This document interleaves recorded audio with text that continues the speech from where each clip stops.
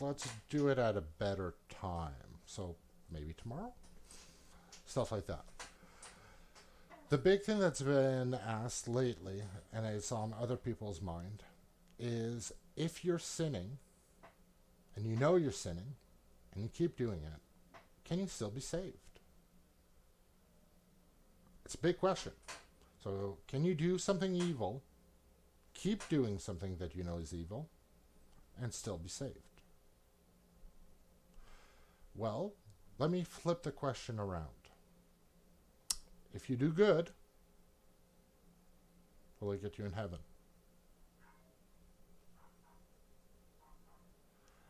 The answer to that is you're not going to be saved by good works. It's not about good works. It's about grace, the grace of God alone. And I'd like to talk about the story of Job here. So Job was a righteous man, blameless under the law. So this is a man that was extremely blessed. He had humongous flocks of animals. And back then, wealth was calculated by the number of heads in your household. How many did you have? I mean, Job had tens of thousands. He had sheep and many other animals. He was really blessed. He was a very wealthy man. He was very generous with his money. Anyone that approached him, he would never say no. He would always go feed the hungry. He would always go and help his neighbors. He would follow all the laws. And he glorified God constantly. He followed all the laws. He was blameless under the laws. So the devil is having a conversation with God. And God says, so, my servant Job, he's a good man. He's blameless under the law. The devil responds, well, Job is only doing good because you've blessed him. Take away the blessings, and he's going to sin. He's going to become an evil man, and he's not going to love you whatsoever. To which God said, all Job's things are your domain, but don't touch Job. He's mine. He is my servant. So the devil goes along and goes and tries to take away everything. So he kills off a lot of the animals. There's disease. It ravages his flock. He loses most of his wealth. It's going horrible for him. But still, he's being blameless. He has faith. He goes, you know what? I've done something wrong. I'll fix it. So he does more animal sacrifices. He goes and gives more to the poor. He blesses his neighbors more. He gives more to the temple. He talks about God more. Still, that's not enough. So the devil this time makes him horribly sick. Horribly sick. Well, his wife looks at him and says, listen, you're going through all of this because of God. I mean, we all know that everything happens because you do good and you get good things. You do bad and you get bad things. So obviously you've done bad. Fix it. Nothing to do. No, I believe in God. I must have done something wrong. I'll go fix it. Don't worry. There's nothing wrong. I'll just go fix it. I don't know what it is yet, but I'll figure it out.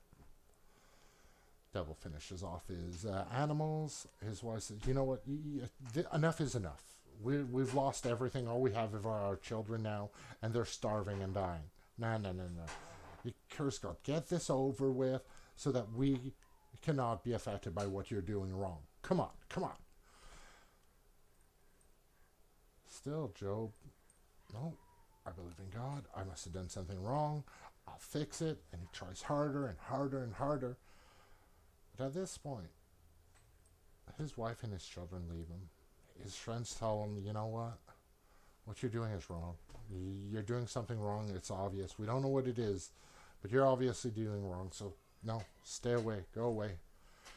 And it's at that point that Job breaks down. He breaks down and laments, God, why have you forsaken me?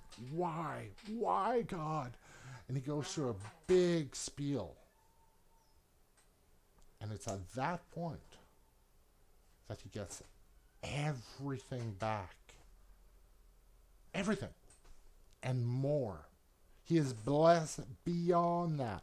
He had tens of thousands. Now he has 20, multiple tens of thousands. Blessed beyond belief. All his children get food. And you know what Job does? Job does something that back then in society, that was wrong. They did not recognize women as people back then. They didn't realize women were equal to men. They thought, no, they're not worth it. They're not worth it. So inheritance only went to the men. But Job went and gave his inheritance. Right now, he's still alive, but he still split it between all his children. And the Bible specifies between the men and the women, his boys and his girls. That's something that's never been done in that, well, I can't say never, but that's not done in that society. It's not culturally right. So everyone is surprised by this because, well, he used to be blameless under the law. Why is he doing this? He got back his blessing, so obviously he started to do something right. They miss the point completely. It's not about your good works. It's not about how much good you're going to put into something. It's about having that relationship with God. Talk to him. Go through it. And that's my husky singing to us. She wants to go outside and join all the people. But that's what it's about. When all this started, a lot of people point out a few things.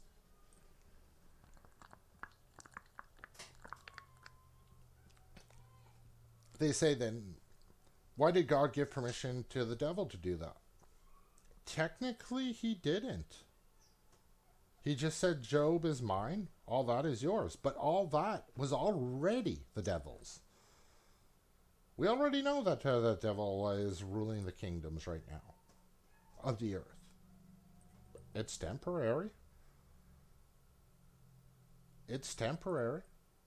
Now, that's not to mean that, men that are the rulers of those kingdoms are the devil or anything like that. It's to say that the kingdoms are influenced by the devil. I mean, you don't need to be a prophet to open the news and see the evil in the world.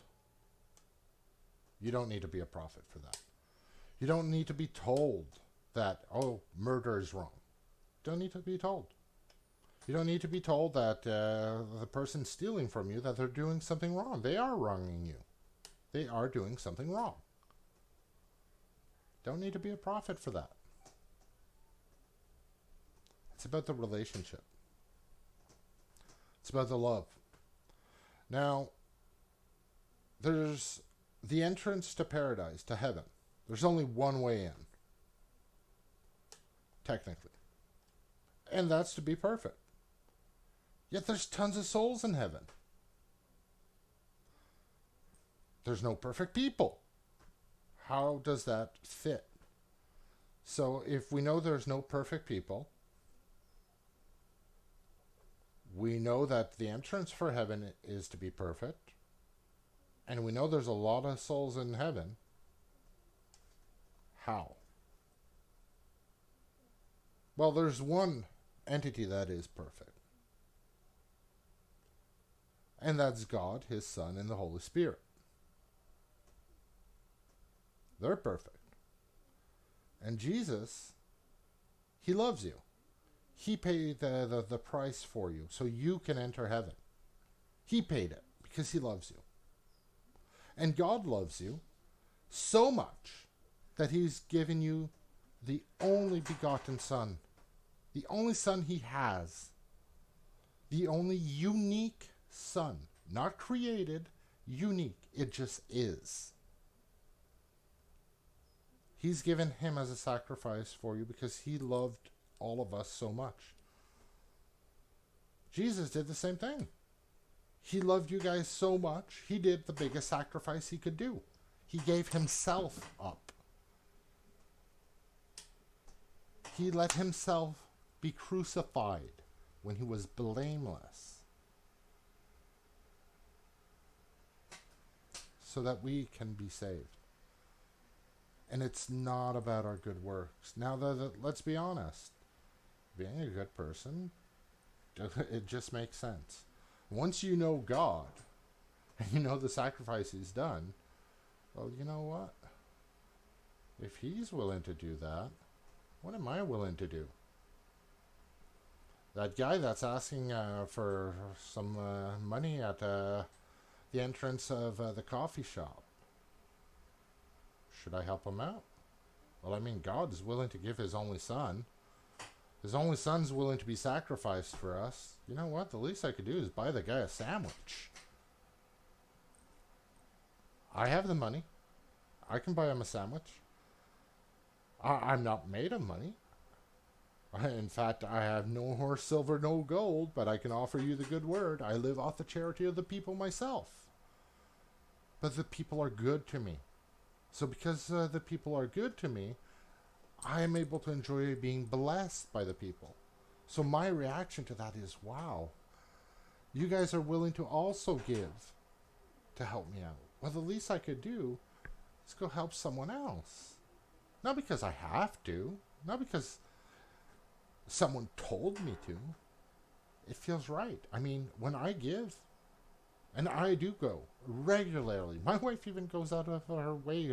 I'm going for a walk. I'm going to see who I can bless. You find someone that's hungry at in front of the coffee shop, a local Tim Hortons. You buy him a sandwich. Man, you might have changed that person's life. Maybe that person, with that food, seeing that the generosity of the people got enough strength so he can find himself some steady employment or something. You know, all he needed is a little bit of food so he can work tonight effectively. And it was going to be his last day of probation. If he did good today, he would get the job permanently and he'd be set. You don't know that. You don't know. I don't know. But my action says more about me because I'm giving other people a blessing. And if other people decide to take that blessing and to abuse it, and to take, for example, the sandwich and, you know, try to return it to try to get money so they can get drugs or whatever story, well, that says more about them than it says about you.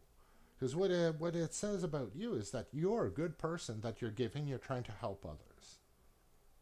What it says about him is they're trying to abuse people and take advantage of. So it's not on you if they misuse it. It's not on you.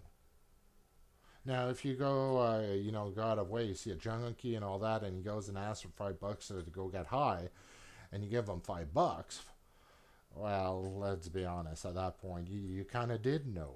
He told you. You just didn't care. That's a different story altogether. At that point, it's not that you care. It's at that point you're enabling him to get sick. I mean, drugs can ruin someone's life. If they're a junkie and they're stuck on the street, something went wrong somewhere. Something went wrong. I don't know what it is. Maybe they know, maybe they don't. But before you judge anyone, be sure you're willing to be judged. I don't know about you guys, but I ain't ready to be judged. I have skeletons in my closet. You guys have skeletons in your closet. I mean, mine are mainly that I'm lazy. I need to work on that. I don't like exercising. I don't like going out. I like being on my computer, spending time with my friends, playing video games. That's what I like doing. I love preaching. I absolutely love it. Could I do better? More than likely. Will I do better? I hope so. I really do. I'm working on it. I'm a work in progress, just as you guys are a work in progress. And you know what? We all were born at one point. We all learned to walk. And while learning to walk, we all fell. We're at different points in our road. So should we really judge someone else's road? It's not for us to judge. God will judge. God will absolutely judge. But that's between them. That's between God and that person. You got bigger things to deal with. You got yourself to deal with that you need to check. What about you? Are you doing everything you could be doing? It doesn't take much to help someone, to change someone's day. You could take someone aside that's having a hard day, take 5 minutes out of your time, and have a chat with them. And guess what? You might change their whole outlook on everything. Maybe not. Maybe all it'll do is you wasted 5 minutes. Either way, I wasted worse 5 minutes in my life. I've been on the pot for more than 5 minutes. That's a lot of time wasted. Spending to try to help someone? Spend 5 minutes trying to help them? I'm cool with that. Is it a requirement to get heaven? Absolutely not. Is it wrong not to help someone? Yes. Will you go to hell for it? No. Well, maybe not for that. You might go to hell, not necessarily for that. That's again the relationship. It's not my place to say if a person's going to go to hell or not. It's only my place to tell you what the laws of God are and ways that I can help you guys. Because God's pretty clear on what he wants. But it's pretty clear to him. To us, we're not infinite beings. We misunderstand things. We misinterpret things sometimes. We don't get it completely right. But eventually we'll get there. We'll get there. And that's the thing with the beauty with the Bible is the more you read it, the more you learn every time you look at a story. And if you take only verse by verse, well, you get a very different story. I mean, if you have the story of Job, the first part you see God talking to Satan, well, the first thing you're thinking is that they're in league together. But if you read the rest of the story, you see that's not at all the point of the story. That's not even in the story. That's a misinterpretation. You have to see the whole thing to get a good idea of what it is. And it's the same thing with sin. I mean, okay, so a person is an alcoholic. But is that who that person is? Is that everything that he is? His whole value? Not to God. To God, there's a lot more at stake than just that one drink or those 1 million drinks or whatever. There's a lot more to you. Who do you love? How have you loved? How have you influenced other people's life? How have other people influenced your life? How has life treated you? How have you treated life? There's thousands and thousands of questions that we can't even begin to understand. But all we're seeing is one big actions, and yeah, it might be flagrant, and it might be, we know that it's not the right thing, and they probably do know too. Maybe they don't. But it's none of our business. It's between them and God. We're not to judge. We're to love them. And sometimes, when someone is going through a really hard time and they're being toxic to everyone, the way to love them is to keep them further away from you. You're not doing it because you don't like them. You're doing it because you do love them and you don't want to give them more opportunities to screw up. That's it. But as soon as you start judging them and saying, your drinking is bad and it's going to kill you and God hates that, well, you're kind of judging the individual and kind of not blessing them, kind of really not really loving them much. But, if you tell them, God doesn't like when you abuse stuff. Alcohol is okay, it helps for the elderly, it reduces their ails, their pains in other words, and there's other times that it's acceptable, like in certain festivals and certain events and certain things, but all in moderation. But what is moderation? I mean, in the Bible, you're allowed 1 beer per day. Absolutely not. There's no number there. It's different with everyone. Who are we to say that, for example, their drinking is too much? It's too much for us, but is it too much for God? That's for him to decide. So, what do we do now with all this knowledge? I mean, if we know that our actions don't matter, that the good or the bad that doesn't matter, that it's not going to get us in heaven, well, we're missing the picture. It's not about those actions. It's about the grace of God, the grace of Jesus Christ. If you have that grace and you have that relationship, Jesus loves you. He's going to work with you. You know, if you have a good, you're a parent and you have a good son, he tries very hard, doesn't get the best marks at school, but he tries very hard. But, when it comes to doing the lawn, he ain't going to cut that lawn, even if it's part of his chores. You still love him. Are you suddenly going to kick him out and set him on fire and do all sorts of bad things to him and desecrate his name? Absolutely not. You're going to keep trying to help him. You're going to keep having that relationship because you have that relationship. So as long as you have that relationship and you're working on it and you're working honestly on it, you're good to go. Now everyone at one point or another screwed up. They knew they weren't supposed to do something, and they did. Well, that's a chance for them to atone. That's a chance for them again to get closer to God and to try to better themselves. If they choose not to, that's on them. That's their choice. I mean, that's part of free will. For God is not going to force you, because if he forces you to love him, well, you don't have free will. So if you have the choice to love him or not, you have also the choice to follow his commandments or not. That you agree with it or not. I mean, you look at a simple thing, don't eat any shrimp. Well, shrimp is delicious. I absolutely love delicious shrimp.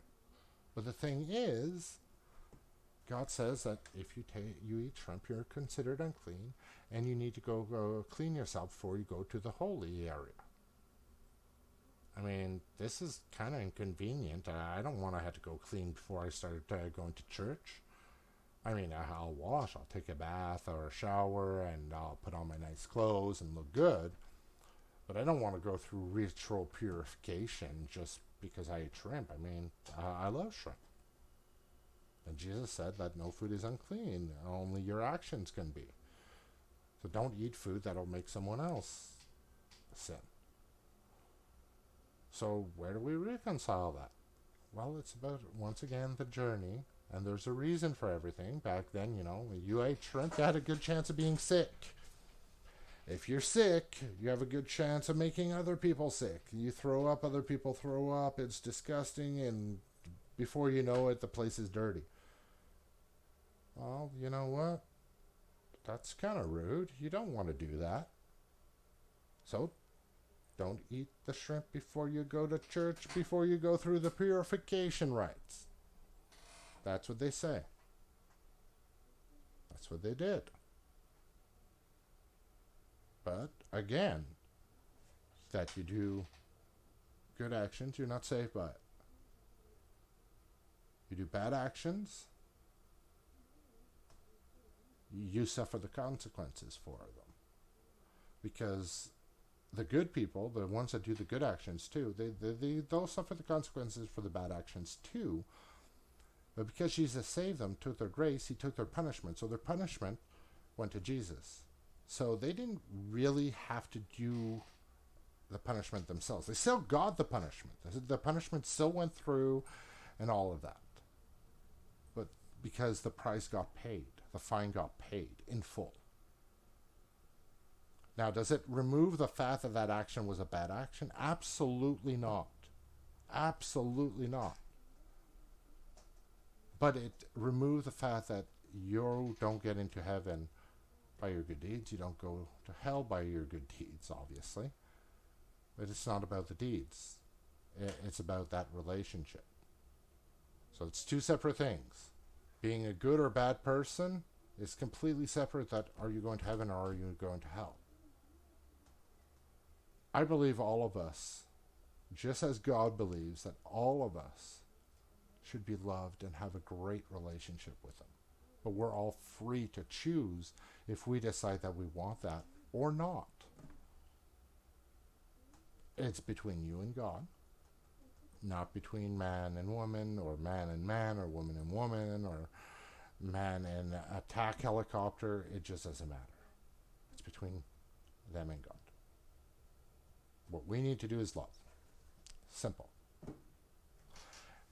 Now on to more fun things, guys. I actually like talking theology. So let's talk about more things get on to more things that you guys might enjoy more. Because I know not everyone likes